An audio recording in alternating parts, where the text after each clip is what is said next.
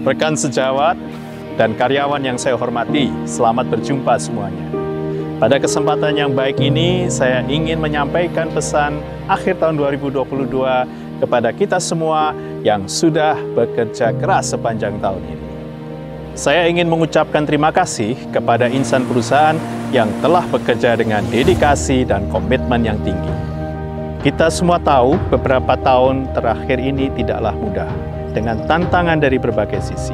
Pandemi COVID-19, dampaknya pada ekonomi dunia, perubahan kebijakan, dan potensi resesi global. Namun, dengan kerja keras dan kerjasama yang baik, kita telah mencapai banyak hal dan menghadapi tantangan-tantangan tersebut dengan sukses. Perusahaan kita telah berkembang. Setelah didirikan pada tahun pertama, kita hanya memperoleh pendapatan 4,4 miliar rupiah dengan total aset 19,2 miliar rupiah.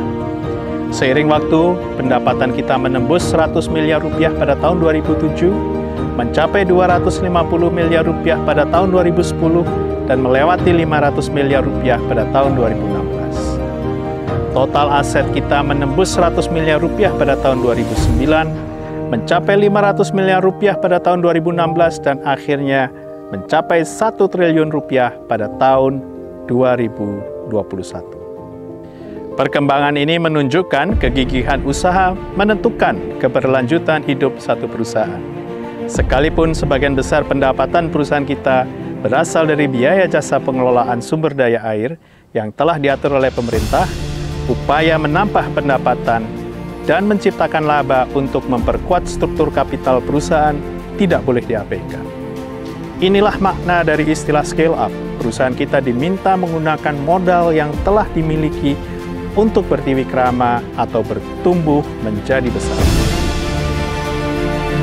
Namun, kita tak boleh melupakan marwah dari perusahaan ini. Kita adalah badan usaha milik negara yang diberikan sebagian tugas dari pemerintah Republik Indonesia untuk mengelola air. Ini adalah amanat undang-undang sektoral yang didasarkan pada konstitusi kita. Selama penugasan ini dijalankan dengan baik, maka value atau nilai dari bisnis yang kita jalankan akan membangun kepercayaan dari pemerintah. Tentu saja, menjaga amanat memerlukan hikmat dalam mengurus air. Potensi pengembangan nilai air tidak hanya sebatas penyediaan air baku. Ada banyak peluang untuk dikembangkan, misalnya usaha layanan air bersih dan energi baru terbarukan. Bila upaya perluasan manfaat dalam bentuk air bersih dan energi baru terbarukan dapat kita jalankan serasi dengan fondasi pengelolaan sumber daya air, operasi serta pemeliharaan sarana prasarana pengairan, maka terpenuhilah maksud dan tujuan pembentukan perusahaan ini. Dan disinilah tantangan dimulai. Saya teringat pada sebuah pesan luhur yang berbunyi, petani mengalirkan air, pemanah meluruskan mata panah, tukang mengerjakan kayu, orang bijak mengendalikan diri. Pesan luhur ini mengingatkan kemajuan sebuah perusahaan tergantung pada peran setiap orang di dalamnya bekerja dengan baik sesuai tugas masing-masing.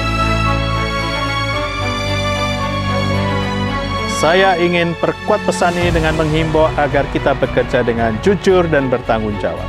Itu saja, jujur dan bertanggung jawab.